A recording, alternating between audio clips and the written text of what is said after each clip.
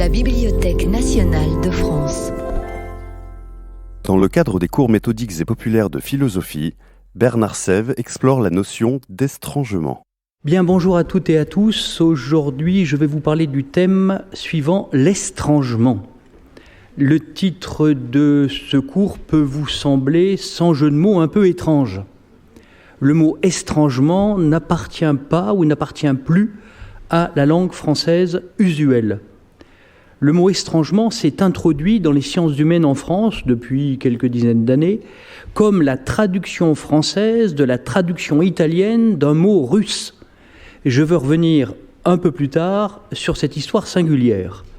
Mais le mot estrangement est en fait un vieux mot français, sorti d'usage donc, et dont l'explication se trouve dans le Trésor de la langue française de Jean Nicot, en 1606, sur l'exemplier que vous avez en main. C'est le texte numéro 1. J'ai classé les textes de l'exemplier simplement par ordre de publication, par ordre chronologique. Donc, que dit Jean Nicot ? Étranger est séparer et mettre hors d'avec soi quelque chose et la réduire en respect, c'est-à-dire en aspect, et condition de choses étranges. Alors, ne vous étonnez pas que quelque chose commande là et non pas le. Quelque chose, ça veut dire une chose quelconque. Donc, la réduire en condition de choses étranges. Alors, cette définition, il faut le temps de la méditer un tout petit peu, mais elle est claire. D'abord, étranger est un acte. C'est pas un constat, c'est un verbe d'action. Quand on estrange une chose, on la sépare et on la met hors d'avec soi. Expression un peu vieillie peut-être, mais dont le sens est clair. On la met en dehors du lien qu'elle pouvait avoir avec nous. Et on la réduit, on la transforme en une chose étrange. Autrement dit, étranger, c'est tout simplement transformer en chose étrange une chose qui n'était pas étrange. L'acte d'étranger consiste à rendre étrange quelque chose qui n'était pas. L'estrangement, c'est donc, dans ce vieux français, le fait de révéler la part d'étrangeté qui se trouve dans un fait ou dans un comportement qui nous est parfaitement familier, qui est tout à fait commun. C'est ce que Françoise Lavocat a appelé une herméneutique de la défamiliarisation. Et on peut d'ailleurs éclairer le mot étranger par le mot défamiliariser. Il s'agit de défamiliariser quelque chose pour le voir ou l'entendre ou le considérer autrement, et donc pour mieux le comprendre. Alors je vais vous donner un exemple très simple et à mon avis très parlant, que j'emprunte à Montaigne. C'est le numéro 5 de mon exemplier. Je lis ce texte. Un gentilhomme français se mouchait toujours de sa main, c'est-à-dire dans sa main directement. Chose très ennemie de notre usage. Défendant là-dessus son fait, et était fameux en bonne rencontre, c'est-à-dire en bon propos, en propos vifs. Donc défendant là-dessus son fait, il me demanda quel privilège avait ce sale excrément que nous allassions lui apprêtant un beau linge délicat à le recevoir, et puis, qui plus est, à l'empaqueter et serrer soigneusement sur nous.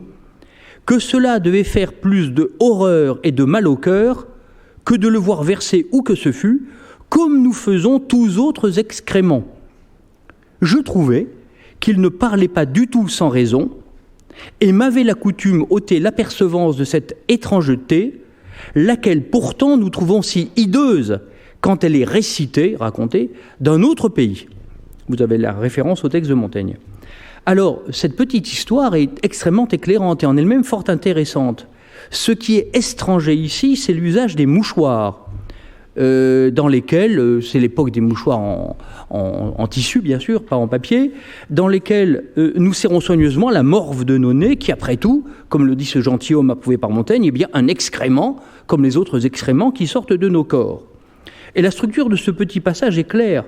Montaigne commence par décrire un comportement étonnant, plus qu'étonnant, même choquant, un peu dégoûtant, ennemi de notre usage, puis les raisons alléguées par le gentilhomme, qui sont des raisons en réponse à une critique, et le brusque effet d'estrangement que cela produit. Alors cet exemple tel que je viens de le lire pourrait sembler décalé par rapport à la définition de Jean Nicot, car Montaigne se trouve confronté à un comportement étrange, se moucher directement dans sa main. Mais l'estrangement n'est pas automatique, c'est ça qu'il faut bien voir. L'estrangement est bien du fait de la décision de Montaigne. Montaigne ne se contente pas d'être surpris par la pratique assez bizarre de ce gentilhomme, il prend appui sur cette pratique et sur le discours qui l'accompagne, le discours de justification qui l'accompagne. Il prend appui donc sur cette pratique pour estranger l'usage du mouchoir, qui est brusquement perçu tout autrement, comme un linge tout à fait délicat dans lequel on serre soigneusement un excrément qu'on va porter toute la journée avec soi. Et je pense que, en lisant ce texte et les petits commentaires que je viens d'en donner, vous vous dites peut-être vous-même, mais au fond c'est vrai, c'est quand même curieux. Et d'ailleurs, si ce récit était récité, comme on disait au XVIe siècle, d'un autre pays, on en serait peut-être choqué, et peut-être même trouverait-on cette pratique du mouchoir hideuse. Donc l'usage étranger est ici comparé, non pas du tout à des coutumes étrangères ou exotiques, il est comparé à nos autres coutumes concernant les autres excréments qui sortent de nos corps. Voilà. Alors Montaigne s'appuie, notamment dans ses textes sceptiques, notamment dans la grande apologie de Raymond Sebon, livre 2, chapitre 12, des Essais. Montaigne s'appuie donc sur nombre de coutumes exotiques qui lui permettent d'estranger nos croyances européennes et nos pratiques usuelles. On peut, c'est le geste de Montaigne, comprendre ces étrangetés exotiques à condition d'y mettre un peu du sien, et symétriquement découvrir l'étrangeté de nos propres coutumes. Dans l'étrangeté de la coutume exotique nous sert à estranger nos propres coutumes. Montaigne évoque par exemple, je prends un exemple entre beaucoup, des coutumes alimentaires très surprenantes. Par exemple, manger des araignées, manger des lézards et manger des crapauds. Et c'est l'exemplier numéro 4. Montaigne commente, dans une phrase qui est souvent citée, « Ces exemples étrangers ne sont pas étranges si nous considérons ce que nous essayons ordinairement, combien l'accoutumance hébète nos sens. » Proust, dans une formule de La recherche du temps perdu, dira que l'habitude anesthésie notre sensibilité. C'est un peu la même idée. L'accoutumance hébète nos sens. Il suffit de se défaire, mais il suffit ça n'est pas si simple, de se défaire de l'accoutumance, de l'habitude, de la coutume, pour voir apparaître l'étrangeté de nos coutumes habituelles, et symétriquement, pour commencer à se dire que les exemples exotiques, comme manger des crapauds, au fond, n'est pas si étrange que ça. C'est l'argument permanent de Montaigne qui le répète sans cesse. C'est la coutume qui étouffe l'étrangeté de nos comportements et de nos croyances. Je prends encore un exemple chez Montaigne, c'est le numéro 7. Si nous appelons monstres ou miracles ceux où notre raison ne peut aller, combien s'en présente-t-il continuellement à notre vue ? Certes, nous trouverons que c'est plutôt accoutumance que science qui nous en ôte l'étrangeté. Monstre, c'est au sens large et en même temps précis, ce qui se signale par son exceptionnalité à notre attention. Voilà. Le miracle, en principe, ou la monstruosité définie en ce sens large, c'est rare. Or, ce que nous dit Montaigne, c'est qu'il y en a en permanence sous nos yeux. Pourquoi ? Parce qu'ils sont en eux-mêmes des miracles. Et Montaigne prend beaucoup d'exemples dans les essais concernant le fonctionnement du corps humain. Notamment, il prend l'exemple de l'hérédité, le fait que le fils ressemble à son père ou à son oncle. C'est quelque chose de tout à fait extraordinaire. C'est quelque chose de miraculeux qu'on ne peut pas comprendre, en tout cas dans la médecine de l'époque de Montaigne. Et pourtant, ça ne n'étonne personne, tout simplement parce que nous y sommes habitués. Autrement dit, ce n'est pas la science, mais l'accoutumance, l'habitude, qui ôte l'étrangeté de ce qui devrait nous paraître étrange si nous le regardions autrement. La démarche de Montaigne est donc double. D'un côté, ôter l'étrangeté des coutumes exotiques, D'autre part, trouver de l'étrangeté dans les pratiques qui nous sont les plus familières. Si j'osais, je dirais qu'à l'estrangement de nos pratiques répond le désestrangement des coutumes d'autrui. Mais je ne veux pas inventer un nouveau mot, je dirais donc plus simplement que se familiariser avec des coutumes étrangères est le réciproque de se défamiliariser de ses coutumes propres.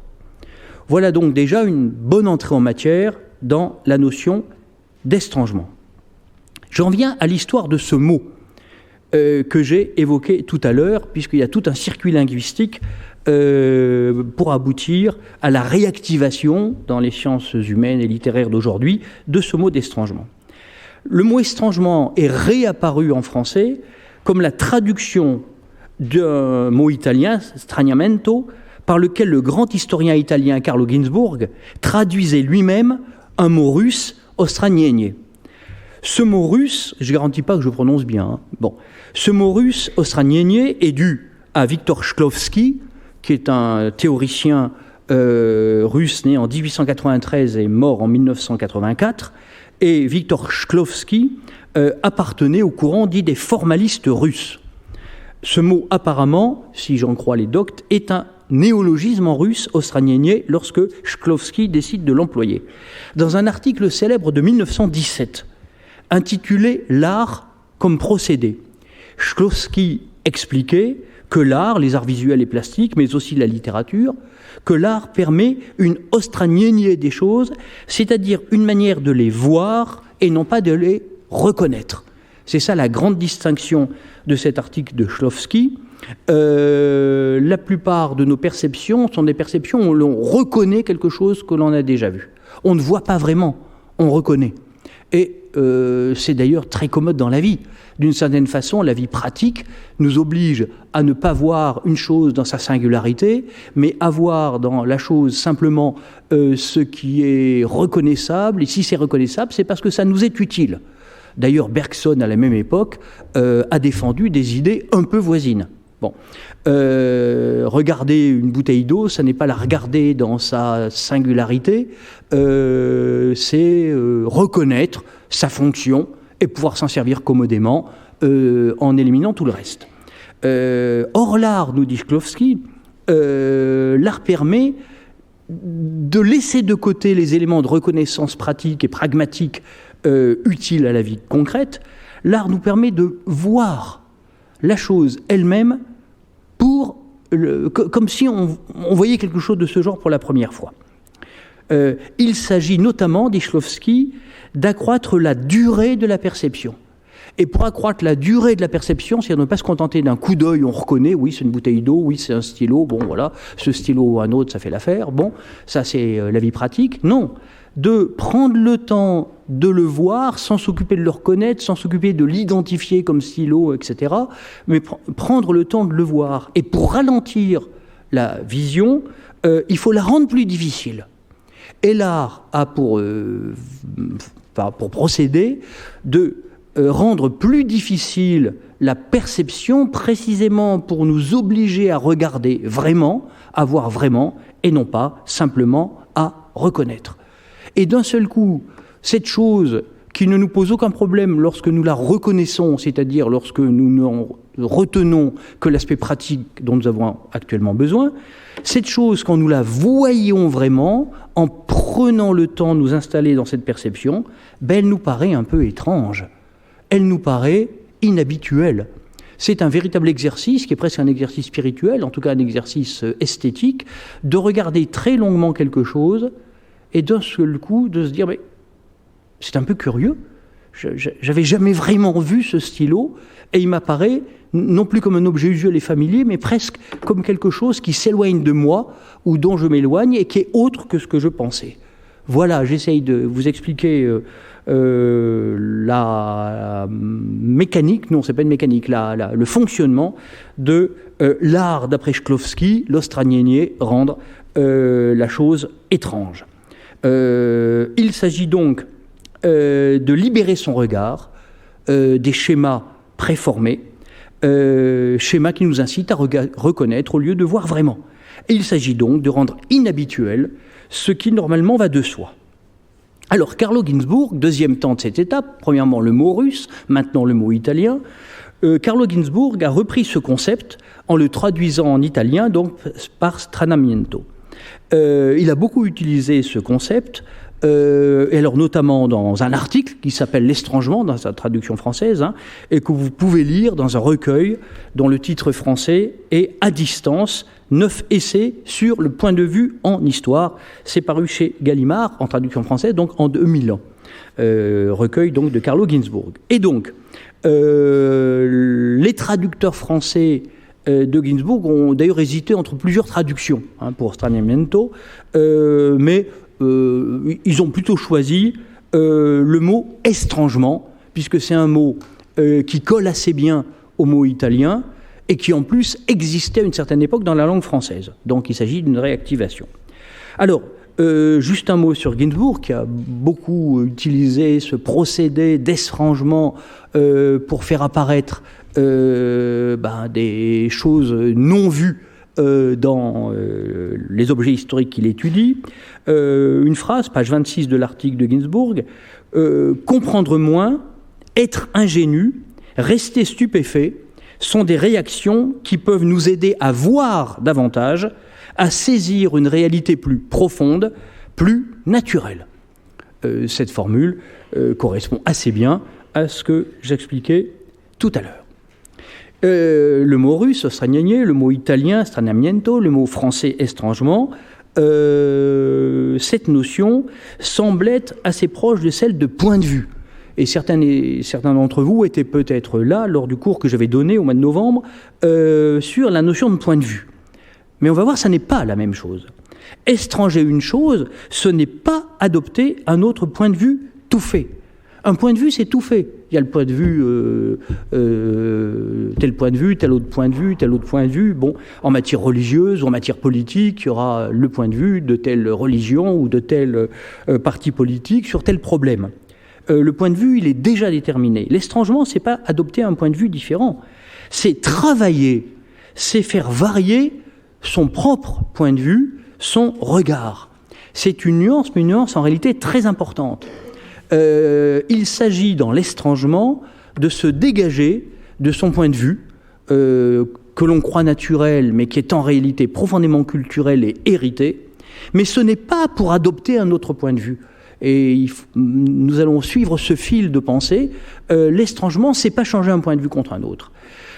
Changer un point de vue contre un autre, ça peut être une conversion, par exemple. Or, l'estrangement n'est pas une conversion. La conversion, elle est brutale. Elle fait passer d'un régime de perception ou de croyance à un tout autre régime. C'est pas ça. L'estrangement, c'est pas ça. L'estrangement, c'est une méthode. C'est une méthode qui comporte, comme toute méthode, des étapes, des procédés, un entraînement, des exercices. Je distinguerai 3 traits principaux de la méthode d'estrangement. 3 traits qui concernent, le premier, les objets auxquels il s'applique, le deuxième, la perception, et le troisième, les catégories mentales qui sont engagées dans la méthode d'estrangement. Premier point, les objets. Au fond, on peut tout estranger. On peut estranger des objets de connaissance, des objets de pratique, des objets de jugement. On peut estranger les coutumes sociales, les coutumes alimentaires. On peut estranger ce que l'on croit savoir sur la vie. On peut estranger nos jugements moraux ou esthétiques habituels. Bref, de tout objet, on peut on peut faire varier le type de regard que l'on a sur lui. Ma phrase n'est pas très bonne, c'est pas grave. Ce qui nous paraît naturel ou allant de soi va cesser d'être naturel et va cesser d'aller de soi. C'est la dénaturalisation des objets. Cette dénaturalisation consiste à détruire la fausse naturalité de nos perceptions. En réalité, c'est assez simple. Ça revient à découvrir que derrière ce que nous croyons naturel, il y a en réalité une coutume sédimentée, une habitude sédimentée, et tellement sédimentée qu'on ne voit plus qu'elle est une habitude. Comme le dit Hume, le plus grand triomphe de la coutume et de l'habitude, c'est de faire oublier que elle est coutume ou habitude.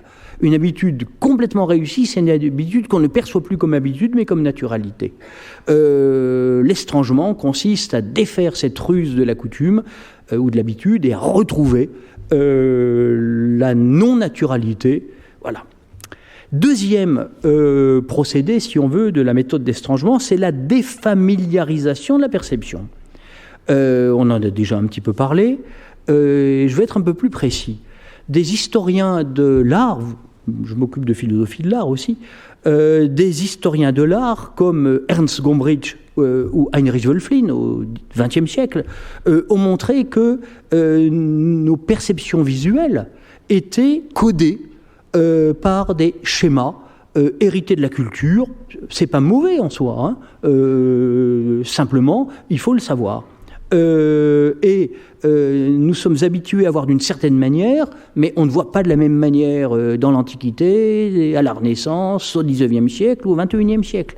Nos habitudes concernant par exemple les images, tout simplement, nos habitudes de perception dépendent de nos pratiques, de l'éducation que nous avons reçue et plus fondamentalement de grands schèmes optiques de la société à laquelle nous appartenons. Heinrich Wölfflin dira que l'histoire de la peinture, c'est une histoire des catégories optiques.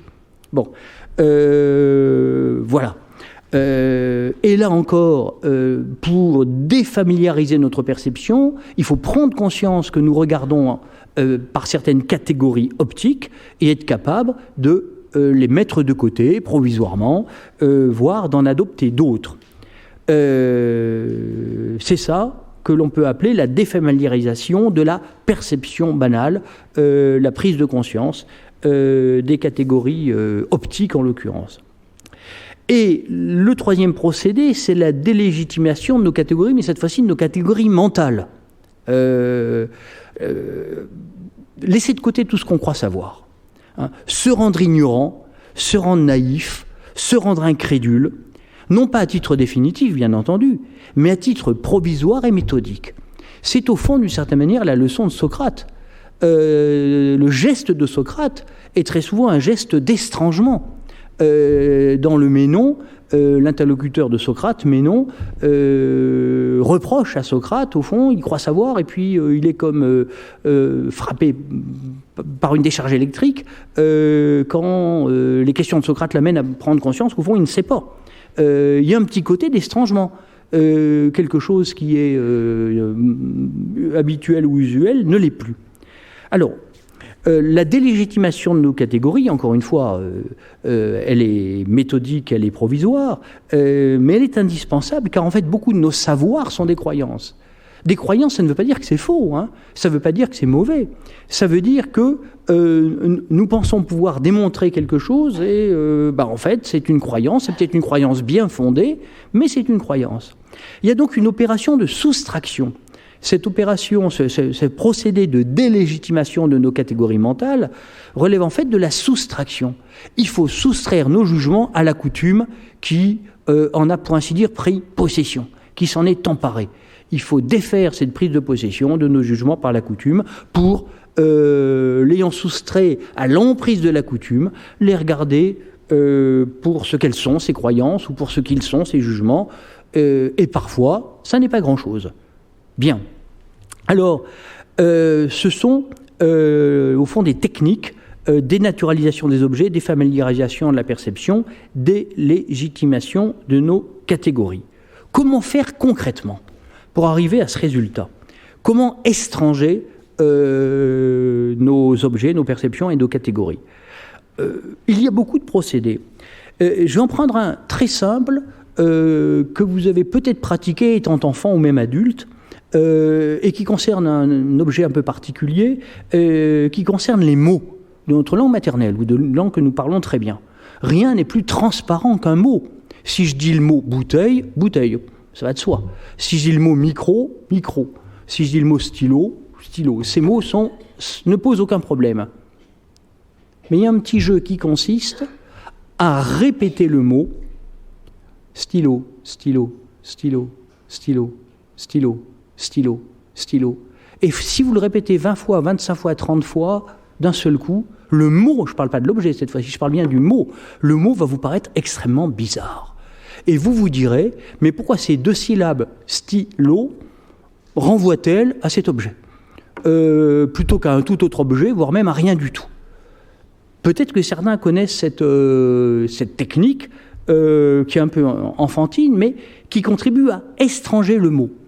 Alors, il y a un exemple célèbre dans un film de François Truffaut, Baiser volé, en 1968, et vous savez peut-être que Jean-Pierre Léaud, qui joue le personnage d'Antoine Douanel, à un moment est devant son miroir, et il répète comme ça le nom de 2 personnes, et ensuite le sien, dans le film, le nom du personnage, Antoine Douanel. Et il y a une répétition qui est très longue, et où il se passe une sorte presque de pivotement, où ça c'est un nom propre, c'est plus un nom commun, Antoine Douanel, le héros qu'il joue dans le film, paraît brusquement quelque chose d'extrêmement étrange. Voilà, vous voyez, un processus très simple d'estrangement d'un nom propre ou d'un nom commun, simplement par une répétition qui du coup l'arrache à la syntaxe, à la grammaire, à un discours.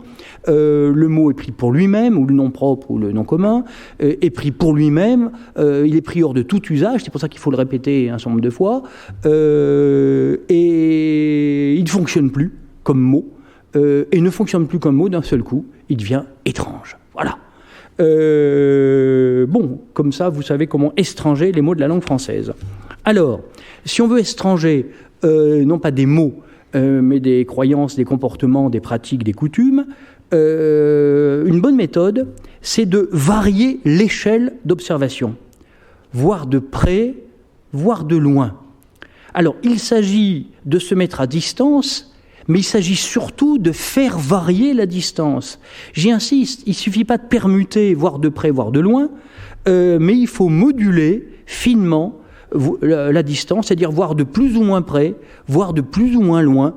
On sait qu'un tableau, par exemple, on ne le voit pas du tout de la même manière si on a le nez presque collé sur la toile ou si on est au contraire à 15 mètres. Bon, et on verra apparaître des choses différentes selon la distance, à laquelle on se situe. On pourrait dire la même chose d'un texte littéraire d'ailleurs. À quelle distance lit-on ? On peut lire un texte de manière extrêmement lente, méticuleuse et pour ainsi dire collée au mot. On peut lire un texte rapidement, de loin et sans s'arrêter. On peut faire varier. Alors la distance, c'est peut-être une question de lecture, ou c'est peut-être une question de questions posées au texte, ou c'est peut-être une question de disponibilité à son intelligence. Bon, en tout cas, pour beaucoup de nos pratiques et comportements, l'idée plus ou moins près, l'idée plus ou moins vite, l'idée plus ou moins souvent, voyez, a un sens. Et cette variation de l'échelle d'observation, échelle de distance, échelle de rapidité, diverses échelles, a un grand sens. Alors, prendre en compte le regard de l'autre est aussi un des procédés classiques d'estrangement. Ça n'est pas le seul, mais il est évidemment très important. Alors là encore, je me répète, mais c'est décisif, il ne s'agit pas de permuter les regards, il ne s'agit pas pour moi d'adopter le regard de l'autre, il s'agit de prendre en compte le regard de l'autre et de s'appuyer sur le regard de l'autre pour procéder à la variation estrangeante que je viens d'évoquer, de près, de loin. Bon, alors je prends un exemple très célèbre qui est le numéro 9 dans notre exemplier. C'est encore un texte de Montaigne, tiré du chapitre 31 du livre 1 des Essais, des cannibales. J'aurai l'occasion de revenir assez longuement sur les cannibales un peu plus loin. Les cannibales, ce sont les Tupinambás du Brésil que Montaigne connaissait à la fois par ses lectures et par le fait qu'il avait chez lui un domestique qui avait été dans l'expédition de Villagnon au Mexique dans les années 1550. Mais nous reviendrons là-dessus. Montaigne raconte au chapitre 31 du livre 1 des Essais qu'il a eu l'occasion de discuter avec des cannibales par l'intermédiaire d'un interprète. Il dit à Rouen, en 1562, il y a des raisons de penser qu'en fait c'était plutôt à Bordeaux en 1565. Bon, on peut laisser cette question de date de côté. Et Montaigne écrit. Ils, donc les cannibales avec qui il s'entretient, ils dirent qu'ils trouvaient en premier lieu fort étrange que tant de grands hommes, portant barbe, forts et armés, qui étaient autour du roi, il est vraisemblable qu'il parlait des Suisses de sa garde, se soumissent à obéir à un enfant et qu'on ne choisissait plutôt quelqu'un d'entre eux pour commander. Alors le roi, c'était Charles IX, qui avait 12 ans, et effectivement il était à Rouen en 1562, Charles IX, et qui avait 15 ans quand il a été à Bordeaux avec des cannibales, en effet, la chose est attestée en 1565. Bon, alors le mot étrange, évidemment, on l'a noté au passage. Ce qui est important ici, c'est l'étrangeté perçue par l'autre, le cannibale, qui est étonné, il voit un gamin, qui est le roi, bon, alors qu'il y a des hommes robustes, solides, armés autour de lui, et ça leur paraît bizarre. Et cette étrangeté perçue par l'autre, par les cannibales, comme tout à l'heure perçue par le gentilhomme à propos des mouchoirs, hein, la structure est comparable, c'est l'étrangeté perçue par l'autre qui permet à Montaigne d'étranger sa perception et ses croyances. Hein. Cette perception critique, ou cet étonnement critique de l'autre, va permettre à celui qui l'entend, cette critique, qui comprend cet étonnement de l'autre, d'étranger sa perception. Alors remarquons tout de suite que la perception du cannibale n'est pas forcément meilleure que celle de Montaigne, ou que celle de tout un chacun dans la France de 1560. Parce que c'est aussi un préjugé culturel de s'imaginer qu'un homme portant barbe, fort et armé, est plus digne de commander qu'un enfant dont la légitimité est reconnue par la société qui a décidé qu'il y avait des rois et succession masculine. Bon, c'est pas parce que le cannibale pense ça qu'il a raison, hein, c'est ce que je veux dire. Hein. Le mérite de cette perception cannibale, de l'étrangeté de la royauté du gamin, enfin du jeune Charles IX, c'est qu'elle est autre. C'est ça son mérite. Mais c'est pas qu'elle est vraie. Qu'elle soit, cette perception cannibale, éventuellement meilleure, c'est possible, mais c'est une autre affaire. Elle permet ici à Montaigne de prendre des distances avec les croyances culturelles et politiques de la société de son temps. Elle permet déjà de révéler ses croyances et par conséquent d'en prendre conscience. Avançons. J'ai parlé de l'estrangement comme d'une méthode. Mais avant la méthode, il y a très souvent un fait antérieur et banal, à savoir que nous entrons en relation avec un autre être humain qui regarde comme étrange ce qui nous paraît aller de soi, de même que nous trouvons étrange ce qui lui paraît aller de soi. C'est d'ailleurs ce qui était contenu dans les exemples. Montaigne rencontre ce gentilhomme qui se mouche dans sa main. Montaigne rencontre des cannibales qui sont étonnés qu'un gamin de 12 ans soit roi alors qu'il est chétif. Voilà. Ce fait que nous rentrions en relation avec un autre précède l'activité d'estrangement à laquelle nous allons éventuellement nous livrer. Comme le dit excellemment Jean-Yves Pouilloux dans son livre Montaigne, une vérité singulière, page 227, on s'étonne de trouver lointain ce qu'on avait pensé d'abord proche et étrange, ce que l'on avait cru familier. C'est cet étonnement qui est au point de départ de la méthode d'estrangement, à condition que moi qui suis étonné, à condition que je veuille pratiquer l'estrangement. Mais avant d'expliquer les types de réactions que l'on peut avoir devant ces situations un peu étranges, hein, quelqu'un qui se mouche dans la main, un cannibale, etc., je voudrais faire une distinction qui me paraît absolument fondamentale. L'autre, dont les coutumes peuvent nous paraître étranges, cet autre est un étranger au sens étroit où il vient d'ailleurs, un cannibale par exemple, mais aussi au sens large où il est étranger à nos habitudes, le gentilhomme par exemple. À côté donc de l'estrangement méthodique, il y a une étrangeté non méthodique, c'est la confrontation avec l'autre. Or l'autre c'est ça qui est important, peut apparaître dans notre expérience et dans notre champ de conscience de deux manières, enfin de deux manières au moins. Il y a deux manières très importantes dont l'autre apparaît dans notre champ de conscience. Il peut apparaître dans une rencontre et il peut apparaître à l'occasion d'une scission. Et je vais expliquer et commenter un petit peu ces deux phénomènes qui, vous allez voir, sont extrêmement banals et courants, mais qu'il faut bien penser, à mon avis, en parallèle. Je prends des exemples très simples avant d'en venir à des cas un peu plus lourds. Il y a donc l'autre par rencontre et l'autre par scission. L'autre par rencontre, c'est le lot habituel de nos vies. La rencontre est la modalité la plus fréquente de l'apparition de l'autre dans notre expérience. C'est le cas très commun, après tout un nouveau collègue, sur son lieu de travail, c'est l'apparition d'un autre dans son champ de conscience. Bon, ça c'est commun, c'est très banal. Et à l'autre extrémité, on pourrait dire la rencontre qui d'un seul coup va bousculer complètement notre vie.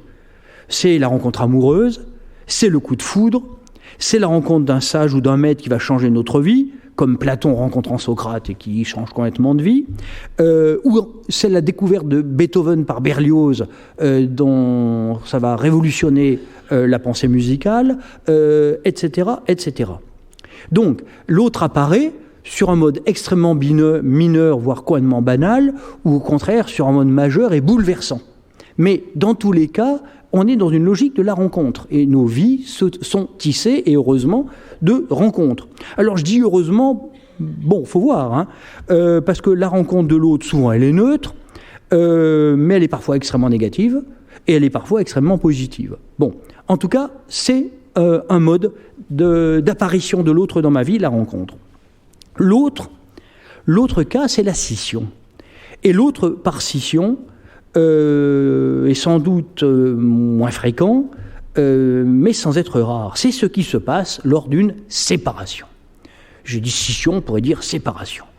Et dans une séparation, celui ou celle que l'on croyait connaître apparaît brusquement comme un autre, voire comme un étranger, voire comme un ennemi. Et ce sont les situations, souvent douloureuses d'ailleurs, où on dit « je ne le reconnais plus ». Ce n'est pas lui, ce n'est pas possible.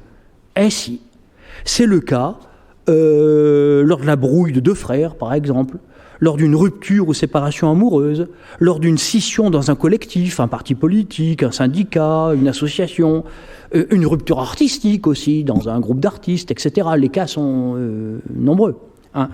Or, la scission transforme le plus proche en un autre que l'on ne comprend pas, que l'on ne comprend plus, en un étranger. Et on a là une sorte d'estrangement involontaire, non méthodique, brutal, et cette scission est rarement neutre et positive, elle est le plus souvent extrêmement douloureuse, même s'il arrive qu'on se dise après coup, bien longtemps après, qu'au fond, une telle rupture était nécessaire et bénéfique. Mais ça, c'est ce qu'on se dit très longtemps après. L'autre par rencontre, l'autre par scission. Deux occasions d'estrangement. De nature fort différente, même s'il y a des structures logiques communes, des structures existentielles plutôt communes dans ces deux cas. L'expérience de la scission est certainement plus perturbante que l'expérience de la rencontre, mais l'une et l'autre sont des occasions d'estrangement, de retour réflexif et critique sur nous-mêmes. J'ajoute que, bien entendu, quand je dis l'autre par rencontre ou l'autre par scission, ça peut désigner la vie individuelle, mais ça peut désigner la vie collective. Et les exemples que je vais prendre maintenant vont correspondre à des phénomènes collectifs de très grande ampleur. Comment réagit-on devant ces altérités, ou par rencontre ou par scission ? Je distinguerai, en simplifiant beaucoup, trois attitudes fondamentales. Le dénigrement, la réduction à soi et l'estrangement. L'estrangement, qui est le thème de nos réflexions d'aujourd'hui, est une possibilité, c'est une réaction possible à la confrontation avec l'autre, mais ça n'est pas la seule possible, et d'ailleurs ça n'est pas la plus fréquente. Dans les deux premiers cas, ce que j'ai appelé le dénigrement et ce que j'ai appelé la réduction, je vais expliquer bien sûr tout de suite, dans les deux premiers cas, l'estrangement non méthodique suscité par la confrontation avec cette altérité, cet estrangement non méthodique est de très courte durée. L'autre m'apparaît comme un étranger, soit que je le rencontre, soit que ce soit un ancien proche qui soit devenu autre à la suite d'une séparation. Cette confrontation est de très courte durée. Ce moment de saisie de l'étrangeté de l'autre est très vite refoulé et remplacé par dénigrement ou réduction. C'est dans le troisième cas seulement que l'estrangement non méthodique, provoqué par la rencontre ou la scission, est prolongé et affiné en estrangement méthodique, en estrangement proprement dit, mais là, il faut à la fois de la force morale et des outils intellectuels pour y arriver. Alors, le dénigrement, on sait bien ce que c'est. Cet autre qu'on a rencontré ou qui s'est séparé de nous gêne. Et on va se défaire de cette gêne en nous moquant de cet autre, en folklorisant ses comportements, voire en lui faisant violence symbolique ou réelle. Ce dénigrement de l'autre, on va le rabaisser, on va dire il n'a jamais été qu'un intrigant, on va dire il m'a bien eu, on va dire, enfin bon, vous voyez, des choses, je ne vais pas multiplier ce genre de formules, mais ça fait forcément écho à des expériences ou en tout cas à des lectures ou à des, enfin on trouve ça au cinéma, dans la littérature, au théâtre et dans la vie. Cette altérité dénigrée nous protège au fond de ce qu'il y a d'insupportable dans cette altérité, soit rencontrée, soit produite par scission.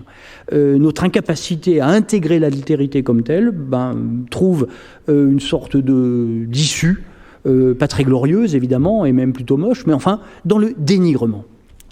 Une deuxième possibilité, c'est la réduction de l'autre à nos catégories. On va interpréter les croyances et les comportements de cet autre, par rencontre ou par scission, dans le cadre de nos propres catégories.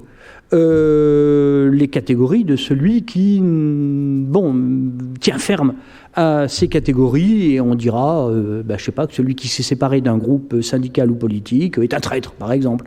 C'est une bonne catégorie, c'est une catégorie très commode, traître. Tout le monde sait ce que c'est qu'un traître, et c'est très facile de dire que celui qui avait un désaccord et qui est parti est un traître. Mais c'est sans doute beaucoup plus compliqué que ça. Mais vous voyez, ça c'est une opération de réduction. C'est un traître, c'est un faucheton, enfin bon, voilà. Bien, dénigrement, réduction, les deux peuvent marcher d'ailleurs plus ou moins ensemble, bien sûr. Mais enfin, il y a la moquerie et il y a la réduction de l'autre à une catégorie déjà disponible. La troisième possibilité est évidemment la plus intéressante et probablement la plus féconde à tous égards, c'est l'estrangement méthodique. C'est-à-dire devant cet autre, soit qu'on a rencontré, soit qui nous a échappé, enfin qui s'est séparé, on accepte de modifier ces catégories, de les mettre à distance, voilà. Alors attention, je le répète, l'estrangement ne consiste pas à adopter les catégories de l'autre. Attention, ce serait une sorte de réduction en sens inverse. Ce serait se réduire soi-même aux catégories de l'autre. Ça n'est pas ça du tout, l'estrangement. L'estrangement, ça n'est pas l'adoption du point de vue que l'autre a sur lui-même. Car l'autre qu'on a rencontré ou qui s'est séparé n'est pas forcément juste et lucide. Il peut avoir de lui-même une opinion archi-fausse. Bon. Et si d'ailleurs ma réaction c'était d'adopter son point de vue sur lui-même, ce serait une aliénation. Non, c'est pas ça du tout, l'estrangement. L'estrangement, c'est un travail d'interrogation et de mise à l'épreuve de ses propres catégories. Mise à l'épreuve et interrogation dont on ne sait pas ce qui va sortir. Et j'en viens à l'exemple massif que j'ai choisi de traiter aujourd'hui. C'est l'exemple des deux rencontres que l'Europe a faites au XVIe siècle, de deux confrontations massives et majeures, de deux apparitions de l'autre dans son champ de croyance, de perception et de vie. L'une de ces apparitions de l'autre s'est faite par rencontre et l'autre s'est faite par scission, et l'une et l'autre extrêmement violentes. La première apparition, c'est la découverte du Nouveau Monde. La deuxième apparition, c'est la réforme luthérienne, puis calviniste, etc. Voilà. Pour le dire d'un mot, en reprenant le titre de l'excellent livre de Franck Lestringant, le huguenot et le sauvage. Le huguenot, c'est le protestant. Et le sauvage. Bien. La première apparition, c'est la rencontre. C'est ce qu'on appelle, en Europe, la découverte de l'Amérique par Christophe Colomb en 1492. Et tout ce qui s'ensuivit, que nous connaissons, la colonisation violente, la confrontation avec des populations autochtones et des civilisations dites, du point de vue européen, pré-colombiennes, l'exploitation matérielle, politique et les tentatives de conversion religieuse massive. Ça, c'est la rencontre, comme dira Montaigne dans le chapitre d'Écoche, livre 3, chapitre 6, en 1588. Notre monde vient d'en rencontrer un autre. Alors, c'était quand même pratiquement un siècle avant, hein, mais la phrase de Montaigne dit bien le temps qu'il a fallu pour que cet événement monumental que fut la découverte de l'Amérique, c'est-à-dire la découverte des civilisations incas, cannibales, aztèques, etc., que cet événement hurle sur la conscience européenne. C'est donc typiquement une altérité majeure, massive, qui apparaît par rencontre. Et la deuxième apparition, elle se fait par scission. C'est l'ensemble des réformes religieuses instaurées en 1517 par Luther, prolongées en 1536 par Calvin, et puis bon, il y en a beaucoup d'autres, bien sûr, je ne vous fais pas une histoire des réformes. C'est une rupture, c'est l'apparition d'une nouvelle figure de chrétien, le protestant, le huguenot, qui d'un seul coup vient déchirer la chrétienté, et qui évidemment apparaît comme une altérité absolument pour les catholiques inadmissible. Bon, d'où les guerres de religion particulièrement cruelles en France de 1562 à 1598. L'histoire de l'Europe au XVIe siècle, ça ne se réduit pas à ces deux choses, bien entendu, mais c'est quand même massivement l'histoire d'une rencontre et l'histoire d'une scission, et l'une et l'autre se passent mal. C'est une double altérité dont Franck Lestringant dit d'ailleurs, c'est un très bon connaisseur de toute cette période à cet égard, dit très bien qu'aujourd'hui, la mentalité d'un huguenot du XVIe siècle est plus compliquée à comprendre aujourd'hui en Europe que, au fond, les pratiques et les coutumes des cannibales rencontrés à la même époque, parce que nos points de vue ont changé. Mais remettons-nous au XVIe siècle. Remettons-nous au XVIe siècle, et j'ai choisi, pour nourrir notre réflexion, deux écrivains qui sont de bons témoins. L'un est très connu, c'est Montaigne, l'autre l'est beaucoup moins, mais mérite d'être connu, c'est Jean de Léry. Quelques mots sur Jean de Léry, sur le tableau qui est la page 3 de l'exemplier, correspond à la dernière colonne. Il a une vie extraordinaire, Jean de Léry, hein, mais je m'en tiens...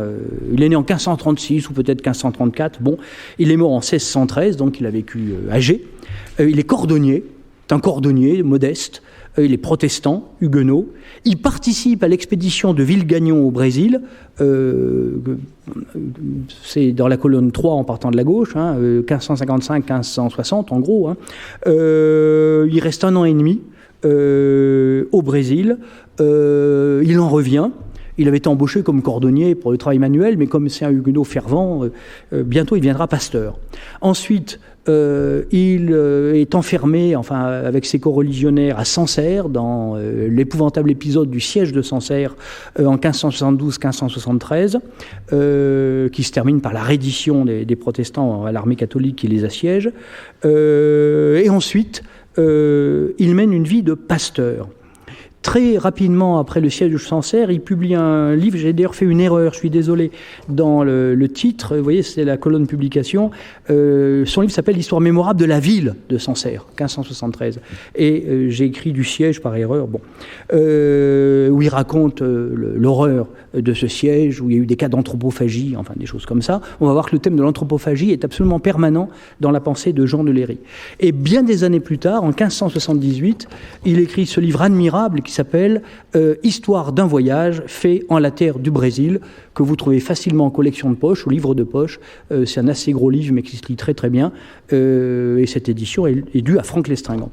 C'est intéressant parce qu'il a mis 20 ans à écrire son livre « Retour de voyage au Brésil », alors qu'il n'a mis qu'1 an à écrire son témoignage sur le siège de Sancerre par les armées catholiques. Bon, je ne veux pas rentrer trop dans les détails, voilà. Et ensuite, Jean de Léry aura une vie de pasteur. Bon, il survit aux guerres de religion, il meurt donc âgé en 1613, en ayant réédité constamment de son vivant son histoire d'un voyage fait en la terre du Brésil et en étoffant chaque fois un peu davantage ce grand livre. Jean de Léry connaît directement les deux altérités dont j'ai parlé. Il connaît l'altérité par rencontre, puisqu'il a passé 1 an au Brésil, et il connaît l'altérité par scission, puisqu'il est lui-même protestant, donc autre par rapport à la majorité des habitants du royaume de France. Sur Jean de Léry, vous pouvez lire le livre de Franck Lestringant qui s'appelle Jean de Léry ou l'invention du sauvage, qui est paru chez Champion en 99, et puis le titre que j'ai déjà évoqué, Le Huguenot et le Sauvage, toujours de Franck Lestringant, paru chez Klingsik en 1992. Voilà pour Jean de Léry. Montaigne, bon, davantage connu, je vais plus vite, 1533-1592, magistrat, puis homme privé, chargé néanmoins de différentes missions politiques, écrivain. Alors Montaigne connaît les deux altérités, mais il les connaît, lui, indirectement. Il n'est jamais allé au Brésil, et il est catholique. Donc, il connaît l'altérité par scission, mais du côté qui n'est pas parti, du côté qui, si on veut dire, resté. Bon.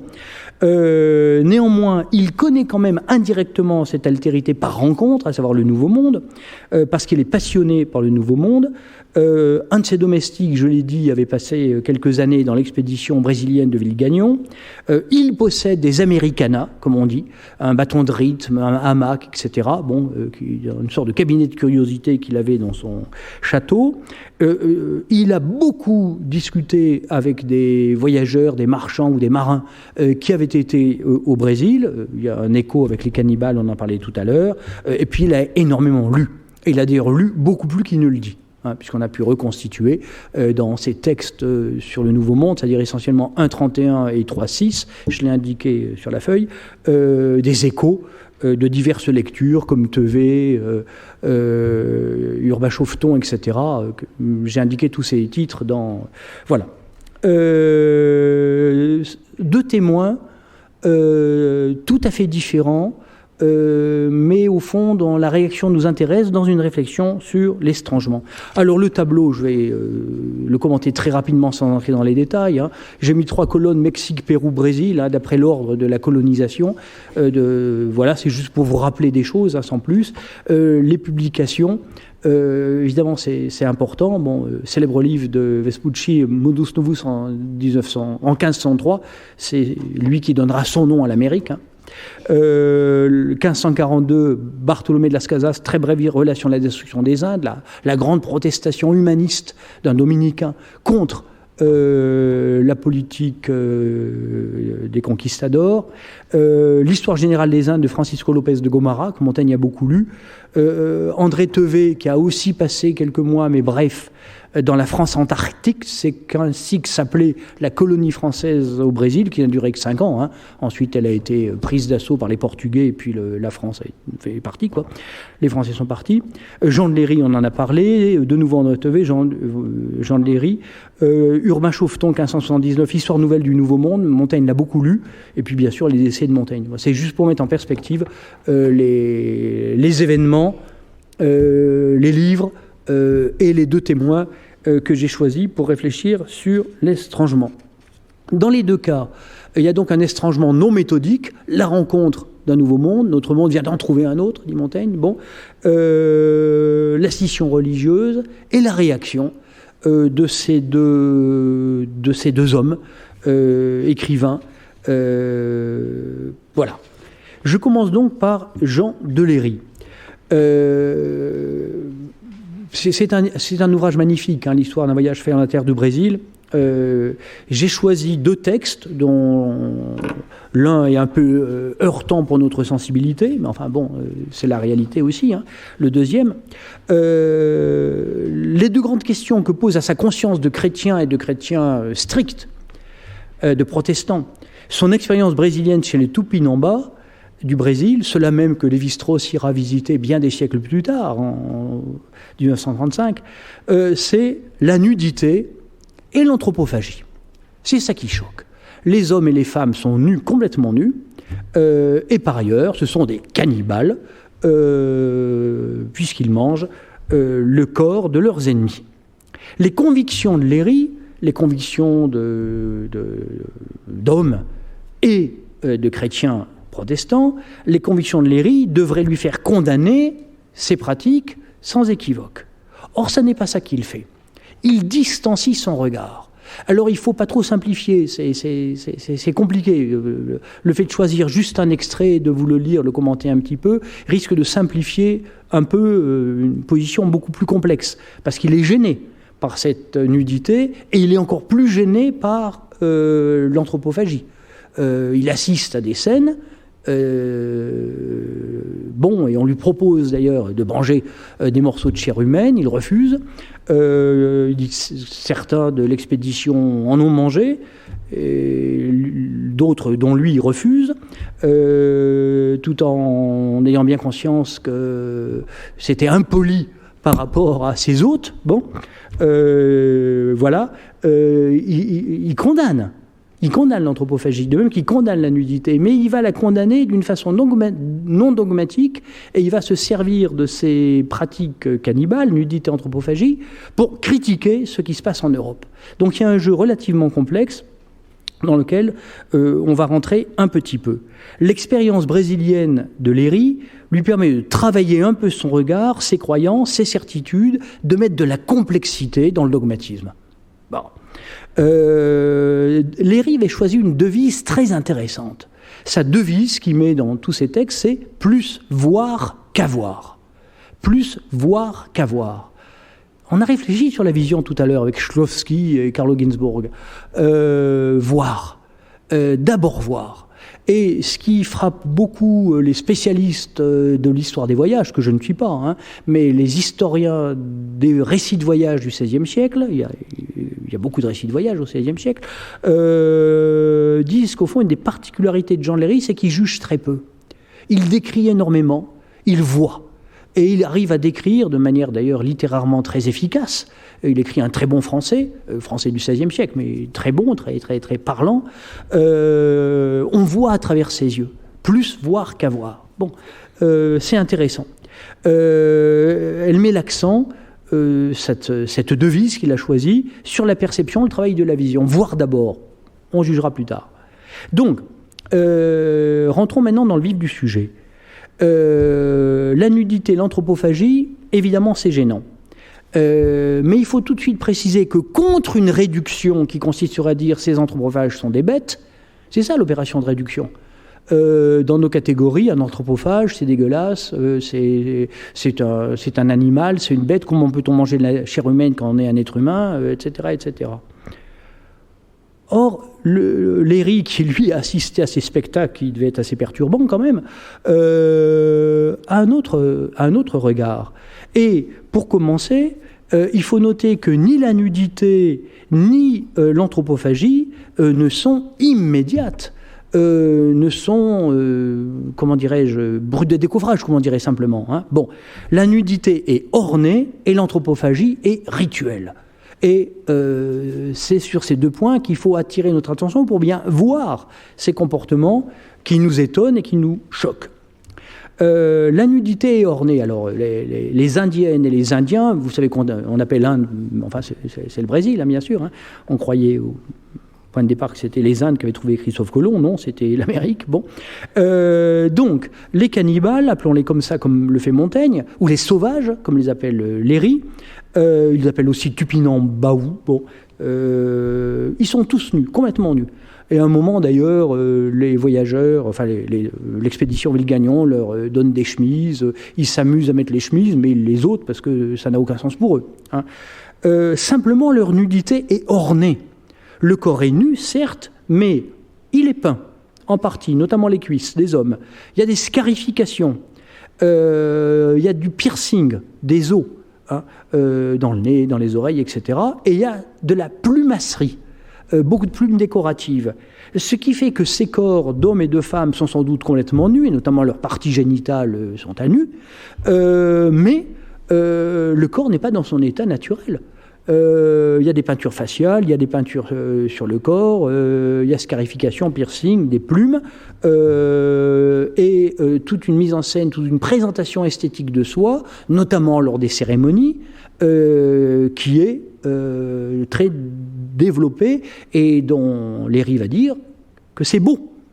Et par conséquent, la nudité, elle est absence de vêtements, certes, mais elle n'est pas absence de présentation symbolique de soi, du corps masculin ou féminin. Elle n'est pas absence de présentation symbolique de soi, elle est juste absence de vêtements. Ce qui fait que c'est une nudité qui n'a strictement rien à voir avec l'animalité. L'anthropophagie, c'est plus difficile à accepter, bien sûr, que la nudité. Mais l'anthropophagie elle-même n'a rien d'immédiat, elle est rituelle. C'est seulement lors de certaines cérémonies qui sont soigneusement préparées que l'ennemi est tué après avoir été bien nourri, engraissé, bien choyé, bien traité. Mais il va être nourri et découpé en morceaux, on va faire cuire sa chair et il sera mangé. Mais c'est une anthropologie, c'est pas une anthropophagie, pardon, c'est pas une anthropophagie de subsistance. C'est pas parce qu'il n'y aurait rien d'autre à manger, pas du tout. C'est une anthropophagie rituelle, très forte valeur symbolique. Les codes sont complexes, le rite est détaillé, il est décrit par Léry, il a été décrit aussi par d'autres voyageurs, il était beaucoup représenté graphiquement par les voyageurs, on sait bien comment ça se passe. Il y a un temps particulier, il y a un code particulier, il y a un rite particulier pour manger son ennemi.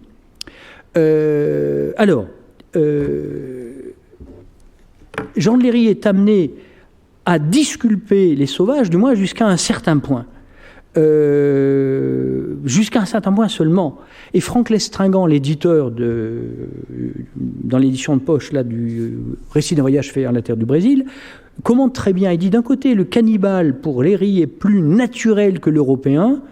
Il est plus naturel que l'Européen, il est moins détestable que l'Européen, on va voir pourquoi.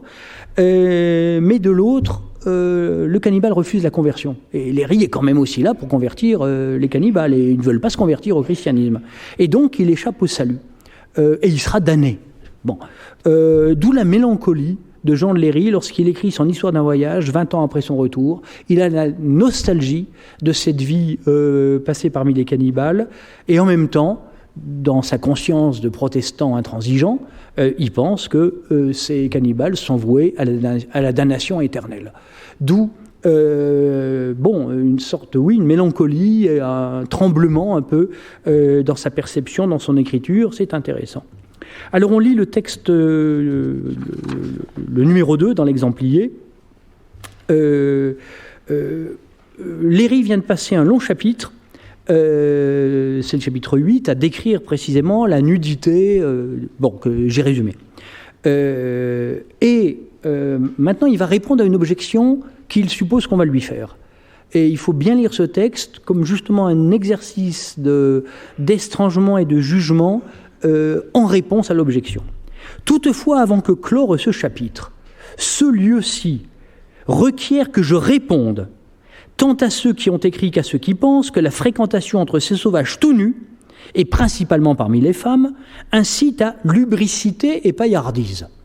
Bon, c'est une idée toute naturelle. Or, justement, cette idée toute naturelle, critique, cette idée toute faite, si les femmes sont nues, il va répondre, non, c'est pas ce que vous croyez. Sur quoi je dirais, en un mot, qu'encore vraiment qu'en apparence il n'y ait que trop d'occasions d'estimer qu'outre la déshonnêteté de voir ces femmes nues, cela ne semble aussi servir comme d'un appât ordinaire à convoitise. Donc déjà, c'est pas bien de voir une femme nue, et ensuite, ça risque d'attiser la convoitise sexuelle. Toutefois, donc encore vraiment en apparence, il y a l'apparence et la réalité. Donc en apparence, il y a ça, mais toutefois, pour en parler selon ce qui s'en est communément aperçu pour l'heure, la vision, toujours la vision. Cette nudité ainsi grossière en telle femme est beaucoup moins attrayante qu'on ne cuiderait, qu'on ne penserait. Bon. Et partant, je maintiens que les attifées, fards, fausses perruques, cheveux tortillés, grands collets fraisés, vertugales, les vertugales c'est de jupons élargis, robes sur robes et autres infinies bagatelles dont les femmes et les filles de par deçà, Par-deçà, c'est l'Europe. Par-delà, c'est l'Amérique. C'est le vocabulaire permanent.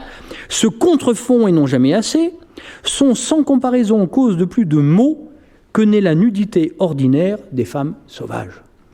Autrement dit, ce qui suscite la convoitise sexuelle masculine, c'est pas la nudité de la femme, mais c'est tout, ses ornements, tous ses vêtements, vous voyez la liste intéressante, hein, les vêtements et puis l'enjolivement du corps par les fausses perruques, les cheveux tortillés, etc., etc. Voilà, c'est ça qui suscite la convoitise et pas la nudité grossière. Donc, sont sans comparaison cause de plus de maux que n'est la nudité ordinaire des femmes sauvages, lesquelles cependant, et là il y a une inflexion, quant au naturel, ne doivent rien aux autres en beauté, aux autres, c'est-à-dire les femmes de par-deçà. Ces femmes sauvages sont belles. Et il répond aussi par là à l'idée que ces femmes sauvages, ces femmes cannibales, auraient une sorte de laideur que non, elles sont belles, elles ne le cèdent en rien en beauté. Tellement que, si l'honnêteté me permettait d'en dire davantage, me vantant bien de résoudre donc toutes les objections qu'on pourrait amener au contraire, donc en sens contraire, j'en donnerais des raisons si évidentes que nul ne les pourrait nier. Alors là, on est évidemment, il nous intrigue là. On aimerait savoir si l'honnêteté lui permettait d'en dire davantage, mais pourquoi l'honnêteté ne lui permet pas ? Quel est ce davantage que l'honnêteté lui interdit de dire, mais qui pourrait dire et qui résoudrait tous les problèmes ? Écoutez, mystère, il ne le dit pas. Sans donc poursuivre ce propos plus avant, il a dit l'essentiel. Je me rapporte de ce peu que j'en ai dit, là encore, il en a beaucoup d'autres, mais il ne le dit pas, à ceux qui ont fait le voyage dans la terre du Brésil et qui, comme moi, ont vu les unes et les autres. C'est-à-dire les femmes nues de part de ça, non, par de là, pardon, je ne m'embrouille pas, les femmes nues de part de là et les femmes habillées de part de ça. Voilà. Et les gens qui ont vu les unes et les autres savent qu'il a raison. Alors j'en viens au deuxième texte qui est plus rude, sur l'anthropophagie. Alors, avant de le lire, je vais donner, non pas une clé, mais un élément de lecture qui est très important, que je dois aussi aux savantes études de Franck Lestringant. Ça a été repris aussi par d'autres historiens. Voilà. À savoir que le protestant qu'est Jean de Léry va combiner sa critique de l'anthropophagie à la critique du catholicisme. Ce sera un des arguments protestants au XVIe siècle dans la querelle eucharistique, c'est-à-dire quelle est la nature du sacrifice eucharistique au moment de la messe ou du Gottesdienst, du service de Dieu. Pour les catholiques, il y a le dogme de la transsubstantiation et de la présence réelle du corps du Christ dans l'hostie consacrée, du sang du Christ dans le vin consacré. La substance du pain devient corps du Christ, la substance du vin devient sang du Christ, c'est transsubstantiation, présence réelle. Les protestants disent c'est de l'anthropophagie. Comme Jésus-Christ est à la fois Dieu et homme, là-dessus les catholiques et les protestants sont d'accord, il n'y a pas d'écart, comme Jésus-Christ est réellement homme et réellement Dieu, si en effet le pain consacré l'hostie consacrée devient corps du Christ et le vin consacré devient sang du Christ, alors manger, communier, c'est de l'anthropophagie. Et l'argument anti-anthropophage va servir d'arme polémique aux protestants contre la doctrine catholique de la transsubstantiation et de la présence réelle. C'est assez intéressant, mais je ne développe pas. Il y a cet arrière-fond, c'est tout ce que je voulais dire. Je lis maintenant ce célèbre chapitre 15 qui est entièrement consacré à l'anthropophagie et au cannibalisme. Jean de Léry, là encore c'est un texte conclusif, hein, comme le précédent. C'est à la fin de description et d'analyse qu'il pose son regard réflexif pour dire « N'allez pas croire, vous lecteurs européens, que cette nudité, ce soit de la paillardise et que cette anthropophagie, ce soit plus grave que ce que nous faisons en Europe. » Il ne va pas la justifier, il va la relativiser. Je pourrais encore amener quelques autres semblables exemples. Il y en a eu beaucoup déjà, hein, de cruauté. Je pourrais encore amener quelques autres semblables exemples touchant à la cruauté des sauvages envers leurs ennemis. N'était qu'il me semble que ce que j'en ai dit est assez pour faire avoir horreur et dresser à chacun les cheveux en la tête. Donc il n'a pas idéalisé ces sauvages. Hein. Les pages qui précèdent sont rudes. Bon. Néanmoins, Et c'est là où commence le mouvement de relativisation et de mise à distance. Néanmoins, afin que ceux qui liront ces choses tant horribles, exercées journellement entre ces nations barbares de la terre du Brésil, pensent aussi un peu de près et de loin, pensent aussi un peu de près à ce qui se fait par-deçà, donc en Europe, parmi nous, je dirais en premier lieu, puis ensuite il y aura davantage. Je dirais en premier lieu et en second lieu. En premier lieu, il va se servir d'une analogie. Il y a une sorte d'anthropophagie analogique dans la manière dont les usuriers oppriment le pauvre peuple. Et ensuite, davantage, il va parler d'une anthropophagie réelle qui s'est développée pendant les guerres de religion.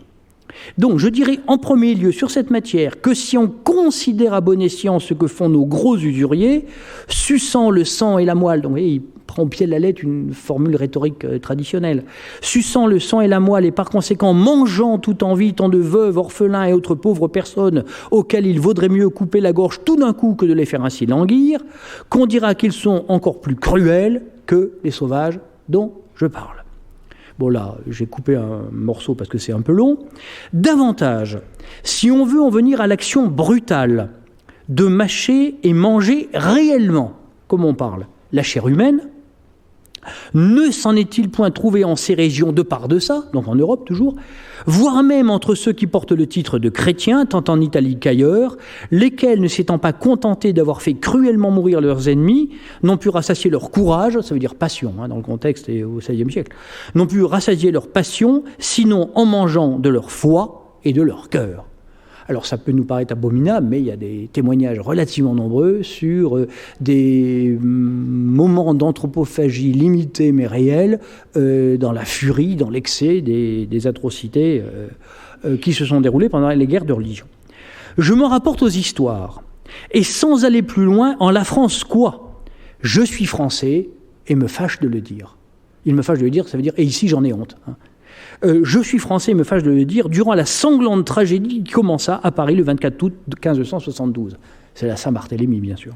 Et la Saint-Barthélemy qui a duré, au fond, pendant plusieurs mois à travers la France, dont le siège de Sancerre, dont on parlait tout à l'heure, a été une des retombées, un des échos, une des reprises. Voilà. Donc, je suis français, il me fâche de le dire, durant la sanglante tragédie qui commençait à Paris le 24 août 1572, dont je n'accuse point qui n'en sont pas cause, entre autres actes horribles à raconter qui se perpétrèrent lors par tout le royaume, la graisse des corps humains qui, d'une façon plus barbare et cruelle que celle des sauvages, furent publiquement vendus aux plus offrants et derniers enchérisseurs, furent massacrés dans Lyon après s'être retirés de la rivière de Saône, ne fut-elle pas publiquement vendue aux plus offrants et derniers enchérisseurs, les foies, cœurs et autres parties des corps de quelques-uns ne furent-ils pas mangés par les furieux meurtriers dont les enfers ont horreur ? Il y a encore des milliers de personnes en vie qui témoigneront de ces choses non jamais auparavant ouïes entre peuples, quels qu'ils soient, et les livres qui dès longtemps en sont déjà imprimés en feront foi à la postérité.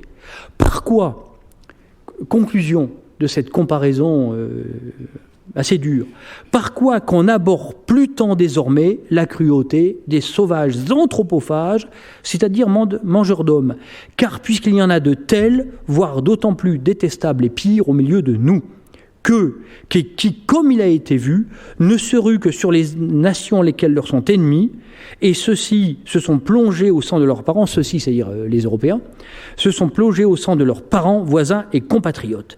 Il ne faut pas aller si loin qu'en leur pays ni qu'en l'Amérique pour voir choses si monstrueuses et prodigieuses. Alors, encore une fois, l'anthropophagie cannibale des Tupinambas est condamnée sans équivoque par l'ERI, mais elle sert d'outil ou d'instrument pour étranger le regard que nous portons sur les cruautés européennes. Au fond, l'ERI cherche deux choses dans chacun de ces deux textes, celui sur la nudité, celui sur le cannibalisme. Brider le jugement immédiatement horrifié que l'on porte sur les coutumes cannibales. Jugement qu'à certains égards, il partage lui-même, encore une fois, mais qu'il veut à la fois contextualiser et limiter. Il veut ralentir le jugement. Toujours l'opération de ralentissement qui est nécessaire à l'estrangement. Ne concluez pas trop vite. Bon. Et il veut, deuxièmement, permettre à son lecteur d'estranger son regard sur ses propres pratiques à lui, enfin sinon à la sienne personnelle, du moins celle de beaucoup de ses compatriotes, qui sont ainsi vus et reflétés dans le miroir des pratiques cannibales. Je conclurai notre cours d'aujourd'hui avec Montaigne. Montaigne qui a beaucoup de proximité avec Jean de Léry. Et à maints égards, les analyses de Montaigne font écho à celles de Léry, ce qui fait que j'insisterai plutôt sur ce qui, chez Montaigne, est différent, plutôt que sur ce qui est proche. Pour cet écho avec Léry, je prendrai qu'un exemple, parmi beaucoup d'autres possibles, c'est le dernier texte de l'exemplier, numéro 10, qui est tiré du chapitre 6 du livre 3. Où Montaigne, dans le chapitre des cannibales, il parle des Tupinambas, et dans le chapitre des Coches, 3.6, il parle plutôt des civilisations Inca et Aztèques. Il a d'ailleurs tendance parfois à rapprocher, alors que ces deux univers, les cannibales d'un côté, les Incas et les Aztèques de l'autre, qui n'ont strictement aucun rapport. Mais il y a parfois des petits glissements de l'un à l'autre. Peu importe pour notre sujet. Voici ce qu'écrit Montaigne. C'était un monde enfant.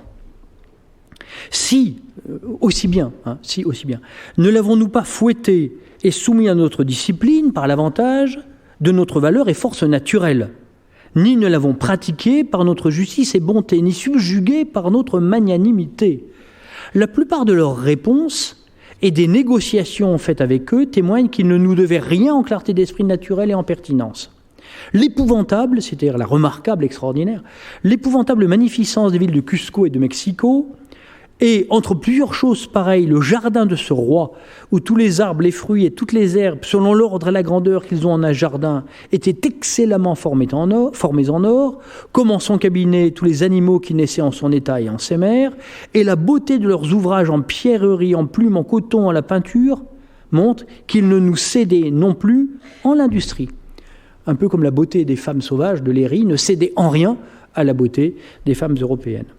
Mais quant à la dévotion, observance des lois, bonté, libéralité, loyauté, franchise, il nous a bien servi de n'en avoir pas tant qu'eux.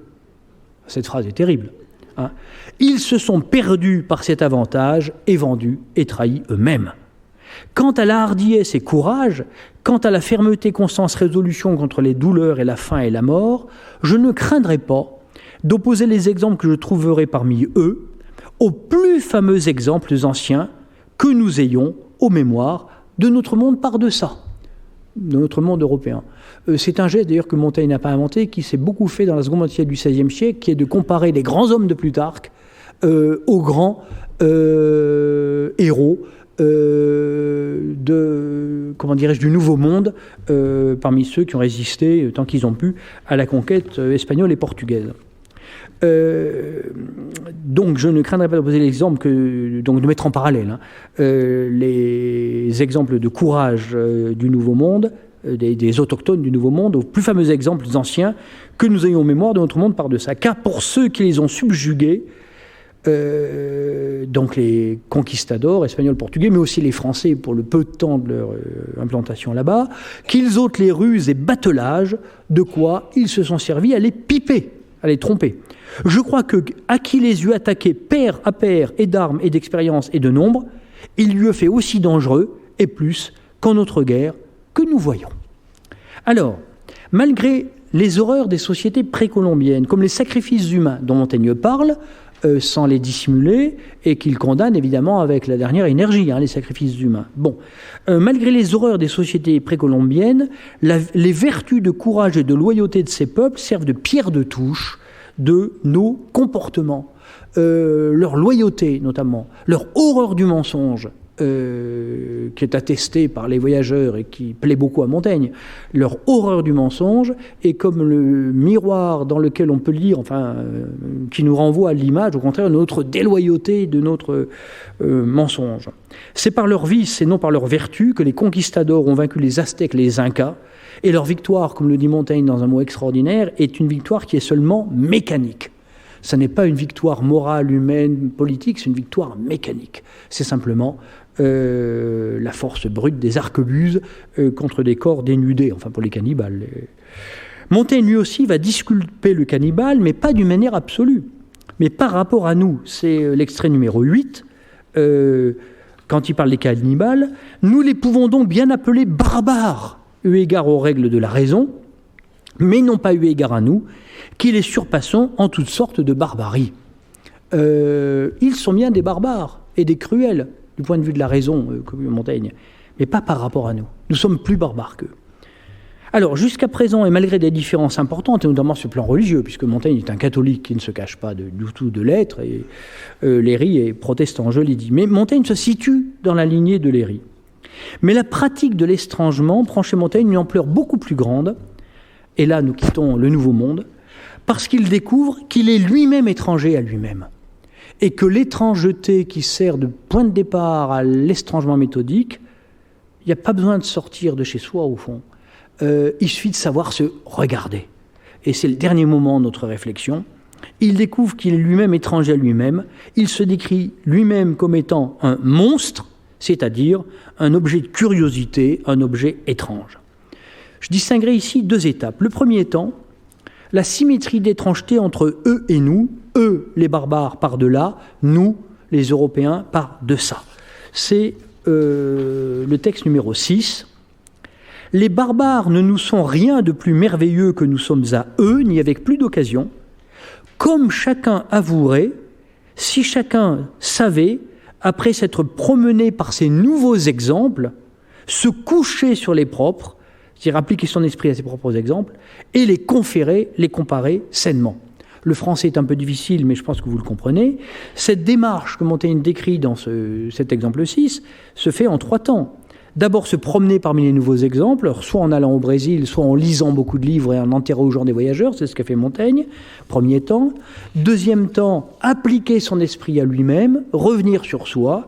Et troisième temps, comparer, conférer ses croyances et ses pratiques à celles des autres. Bon. Et dans ce premier temps, on voit qu'il y a symétrie d'étrangeté entre eux et nous. Mais le deuxième temps est beaucoup plus radical. Le deuxième temps, c'est de découvrir qu'au fond, l'étranger, le barbare, le cannibale, ils sont au fond en nous-mêmes. C'est ce que dit ou suggère l'avis au lecteur. Alors, je ne l'ai pas mis dans l'exemplier, bon, je le lis. C'est ce que suggère l'avis au lecteur qui ouvre les essais. C'est un texte fameux. Je lis juste un extrait. C'est ici un livre de bonne foi, lecteur. Je veux qu'on m'y voie, en ma façon simple, naturelle et ordinaire, sans contention et artifice, car c'est moi que je peins. Que si j'eusse été entre ces nations qu'on dit vivre encore sous la douce liberté des premières lois de nature, je t'assure que je m'y fusse très volontiers peint tout entier et tout nu. Ces nations, ce que les Québécois appellent les Premières Nations, ce que les Canadiens appellent les Premières Nations. Si ces nations qu'on dit vivre encore sous la douce liberté des premières lois de nature, ce sont les cannibales, bien sûr. Bon. Et lorsque Montaigne, dans cet avis aux lectures qui ouvre les essais, dit « Je t'assure que je m'y fusse très volontiers peint tout entier et tout nu », il adopte presque une position de cannibale, enfin en tout cas pour la nudité, pas pour l'anthropophagie, mais voilà. C'est un texte très fort et auquel il faut donner peut-être plus de poids que simplement de la rhétorique. Voyez. Le thème, c'est celui de la nudité vertueuse, qui rejoint celui de la franchise et de la véracité. La nudité et la franchise ont un point commun. Dans les deux cas, je n'ai rien à cacher. Et donc, la nudité, la franchise, la nudité qu'on observe et la franchise qu'on rapporte de ces voyages au Brésil, marchent ensemble. Et alors, ce que suggère ici cet avis au lecteur, à savoir Montaigne en cannibale, est dit explicitement ailleurs, au chapitre 11 du livre 3. Je n'ai vu monstre et miracle au monde plus express que moi-même. On s'apprivoise à toute étrangeté par l'usage et le temps, mais plus je me hante et me connais, plus ma difformité m'étonne, moins je m'entends en moi. Donc le travail de Montaigne, c'est de découvrir l'étrangeté en lui-même, l'étranger en lui-même, le cannibale en lui. Alors Montaigne emploie ici le mot difformité, qui est un terme très fort pour dire l'étrangeté. Or, cette étrangeté, c'est celle de la condition humaine. C'est pas seulement celle de Michel de Montaigne, petit seigneur du Périgord, etc. Montaigne parle en chapitre 1 du livre 2 de l'étrangeté de notre condition. La condition humaine est étrange, et au sens fort. Et pas seulement la condition humaine, la nature elle-même est étrange. Et là, au terme de notre cours, quelque chose va pivoter. La nature elle-même est étrange, c'est un thème courant à la Renaissance, qui prend une couleur très vive sous la plume de Montaigne. L'étrangeté est irréductible, comme dit Silvia Giocanti, parmi les choses, la phrase qui suit est de Montaigne, parmi les choses que nous voyons ordinairement, il y a des étrangetés si incompréhensibles qu'elles surpassent toute la difficulté des miracles. Tout à l'heure, Montaigne disait qu'au fond, le miracle était permanent, on ne le voyait pas. Maintenant, il va encore plus loin. C'est plus que des miracles. Toutes les étrangetés de la nature. Montaigne jette un regard sur la nature, un regard d'une très grande curiosité, sur la nature et sur le monde humain, mais aussi sur la nature, sur le foisonnement de bizarreries, de variétés, de curiosités, d'étrangetés dans les phénomènes des plantes, des animaux, de l'anthropologie aussi, des êtres humains. Il y a une étrangeté absolument foisonnante dans la nature pour qui sait la regarder, la voir. Or, cette étrangeté foisonnante peut susciter la peur. Et la peur engendre la cruauté et la violence. Bon, Montaigne le sait, l'estrangement méthodique est une bonne arme contre le dogmatisme et l'ethnocentrisme, mais l'étrangeté du monde naturel et humain peut tourner à la confusion et elle demande donc à être réglée. Autrement dit, l'étrangeté, il faut aussi la traiter avec méthode. S'il faut estranger nos croyances naïves et coutumières de manière méthodique, il faut aussi ne pas se laisser prendre à l'espèce de dérive et de confusion du tout étrange, voyez. Bon, s'étudier lui-même, se peindre lui-même, et au fond pour Montaigne, à la fois prendre la mesure de son étrangeté, tenter d'en réduire la dimension éventuellement pathogène. L'estrangement apparaît bien ainsi comme une méthode, et je reprends la définition initiale de Nico, qui sépare et met hors d'avec soi quelque chose et la réduit en respect et conditions de choses étranges. Nous avons médité là-dessus pendant tout le cours. Mais il est aussi un principe de règlement. L'estrangement est aussi un principe de règlement qui permet de penser la variété du monde et empêche l'esprit d'extravaguer. Je vous remercie.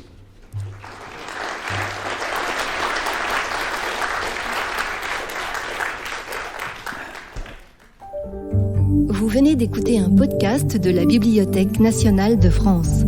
Retrouvez les conférences, rencontres et créations de la BNF sur toutes les plateformes de podcast ainsi que sur le site bnf.fr.